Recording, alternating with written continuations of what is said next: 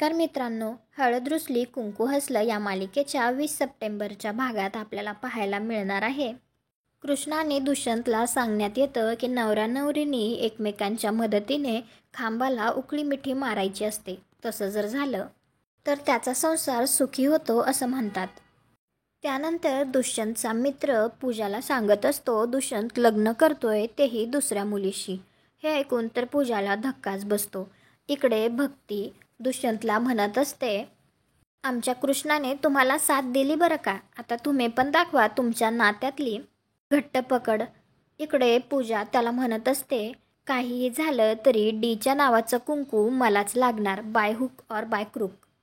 तुम्हाला काय वाटतं, आता पूजा येऊन तमाशा करेल का, किंवा दुष्यंत आणि कृष्णाचं लग्न शांततेत पार पडेल? कॉमेंट करून नक्की सांगा. व्हिडिओला लाईक करा, आपल्या मराठी मालिका चॅनलला सबस्क्राईब करा. भेटू उद्याच्या भागात.